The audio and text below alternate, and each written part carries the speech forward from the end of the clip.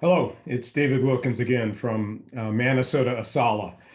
I thought I would send a video on our current political situation. We've obviously just seen the election of Joe Biden as president-elect. We've gone through a rather contentious post-election period, and you're studying U.S. government. So what could be more appropriate than some commentary on the current state of our political affairs? I know you've been following this in class with Ms. Sherrill, as well as just all of the social media, all of the discussions that follow this kind of an event.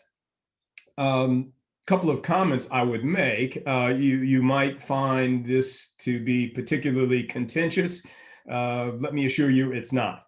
We elect a president every 4 years, and there is always some level of contentiousness around this very important decision. All in elections involve some allegations of fraud and corruption, and you've certainly heard that on both sides, particularly from the Republican side. They have lost this particular race, and President Trump continues to maintain that this election was stolen by fraud and corruption. Well, I don't believe that's true. He hasn't produced any evidence of it. And again, this is not unusual. Litigation. He's been in court. His people have been in court all over the country, particularly involving the so-called swing states, those few states that determine the outcome really of the election through the Electoral College.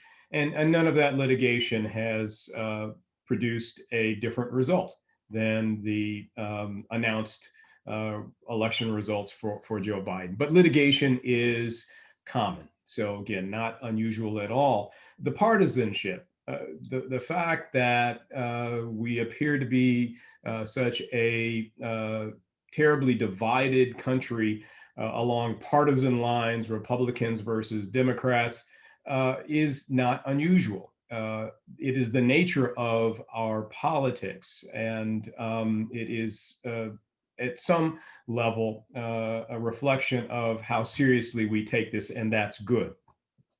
We would be better, perhaps, if we had less partisanship, but that's simply the reality. So none of these things are unusual. What are unusual factors in the 2020 race is really the two positions I think that President Trump has taken. The first, his refusal to assure the country that there would be a peaceful transfer of power. That was an issue raised several months before the election, and he refused to do what most candidates for the office have done, and that's to say, win or lose, I'm going to do my best to ensure the peaceful transfer of power. That's a key characteristic of our form of government, and that's been somewhat troubling. The other factor, I think, that is unique or unprecedented, like so many other aspects of this political season, is his refusal to concede. Concessions by the losing presidential candidate are expected. And I do not know of another situation where that hasn't happened. Obviously, it hasn't happened here. He tells us that he is never going to concede. He's going to continue fighting.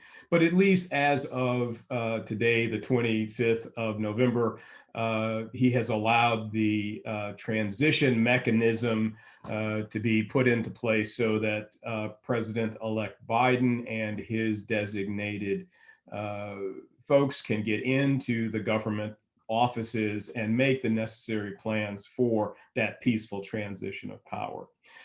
So I've talked a bit about the 2020 election, and again, I wanted to assure you that there's really only two aspects of this that are unprecedented or unique. Let me take you back to an election that was also quite consequential, quite contentious, happened many, many years ago, and I'm referring to the election of 1876. And I mention it because I think the theme that I wanted to share really is that elections have consequences. President Trump certainly understands that. He may not accept it, but everyone must understand that elections have consequences. And I point to the election of 1876 because it has something to tell us about today, but it also is an example of the uh, impact of elections and the consequences that result from those decisions. So let me set this up, and I'll show a short Hip Hughes video clip that gives more detail. Uh, Election of 1876, you have the Republicans still in power. Obviously, Lincoln was assassinated. General Grant would serve 2 terms. And in 1876, you have Rutherford B. Hayes, governor of Ohio, standing for the Republicans. And you have Tilden, the governor of New York, Samuel Tilden, for the Democrats. It is a closely fought battle.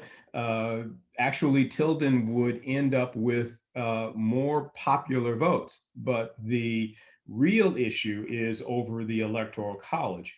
Tilden is one vote short of the 185 needed. Hayes is about 20 votes short. But there are 3 states that are in contention: Florida, Louisiana, and South Carolina. And there is quite a bit of anger around this dispute. They cannot get resolution. Uh, this is at the tail end of the Reconstruction era. So you have large numbers of formerly enslaved men voting in the South. And this contributes to some of that contention because there are forces in the South, which we will talk about in a moment, that are seeking to prevent those formerly enslaved men from voting. So to resolve this issue, to avoid violence, and there has been violence in some instances, Congress will create a commission. Hip Hughes will give you the specifics of that, but essentially it's an equal number of Republicans and Democrats. I think there may be one fewer Democrat on this commission that is formed, and they will actually make a recommendation. Hayes will be declared the president. But what isn't well known is that a compromise was made as a part of that commission's work, giving the election to Rutherford B. Hayes, Samuel Tilden for the Democrats agreeing to the compromise. And what we need to understand is that the key issue coming out of the compromise is an agreement by the Republicans to remove the federal troops from the South. This is important because these troops have been in place throughout the Reconstruction era. We've talked about Reconstruction before. This is that period after the Civil War, about 12 years, so 1865 to about 1877, where you have large numbers of Black men under the 15th Amendment voting. So during the Reconstruction era, we've said before, there were about 2,000 Black men who had been elected to offices at various levels from the federal, state, and local elections. And they've been building communities, building political organizations, but there has been enormous opposition to their playing roles in this democracy. So this Reconstruction era is uniquely important. It is the first and perhaps most real opportunity for America to play out its role as an interracial democracy. It's the time when the 13th Amendment, of course, has been passed, freeing the enslaved men, women, and children. The 14th Amendment, creating the right to birthright citizenship. So everyone born in the United States is indeed a citizen. The 14th Amendment also provides or ensures equal protection of the laws and due process under the law. So really, really important amendments. And then the 15th Amendment, which granted to Black men formerly enslaved and free people of men of color the right to vote. So enormously significant period of time. Two civil rights bills will be passed during the same era. So again, as I said, it is enormously important, but as a result of this compromise, giving Hayes the presidency after 1876, the troops who had been protecting the political environments and the political rights of formerly enslaved Black people are going to be removed from the South. The Democrats who control the South will, through the violence of groups like the Ku Klux Klan and the White League and the Red Leagues. These are political organizations that are essentially terrorist organizations, and a era of violence will be let loose on the Black community. Again, beginning with this compromise, Black men will lose the offices that they have held, and it really will usher in the period that we know as Jim Crow, legalized segregation from about the 1880s up until the middle of the 20th century in the new civil rights era. So when I say elections have consequences, the compromise of 1877, which was indeed the compromise from the election of 1876, certainly was consequential. Consequential in that it denied the constitutionally guaranteed rights of Black people for almost a century. Let's take a listen to Hip Hughes. He'll give more details, and then I'll come back and we will conclude. Pull this up. Here we go.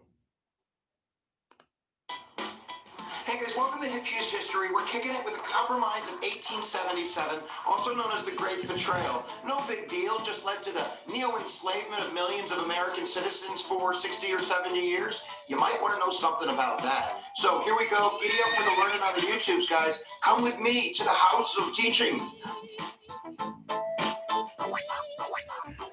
All right, context, guys. We're talking about the presidential election of 1876. And in 1876, you still got mad Reconstruction going on. The South is in turmoil in terms of occupation. You have Union troops still there. You have Redeemer Democrats, scallywags, and traitors. You have African Americans that are trying to exercise their legal constitutional rights, 14th, 15th Amendment. And things are going a little bit cray-cray as we set up this election. So the two candidates are a Democrat. You might think the Democrat's from the South.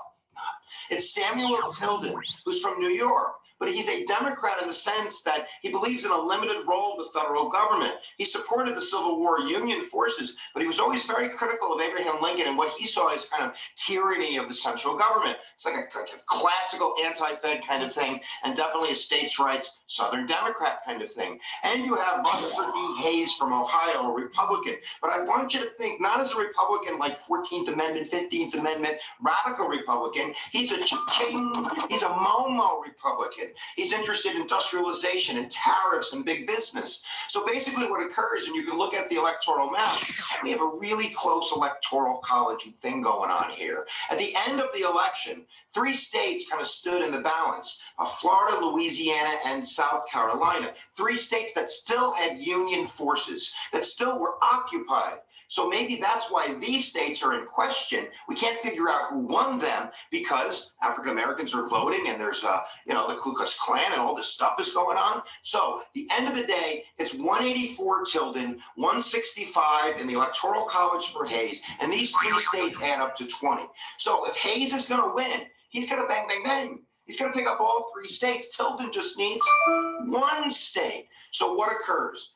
We set up an electoral commission to decide who's going to win these three states. And this electoral commission, made up of 8 Republicans and 7 Democrats, supposedly is making an unofficial deal between the Republican and the Democratic Party. This is the compromise of 1877. So 2 days before inauguration, we're talking 48 hours, on March 2nd, 1877, the electoral commission announces who the winner is, and surprise, surprise, it's Rutherford B. Hayes. So at the end of the day, what's going to happen, right? Hayes is going to win. Rutherford B. Hayes takes all 3 states. You can see it right there on the electoral map, right? Bang, bang, bang.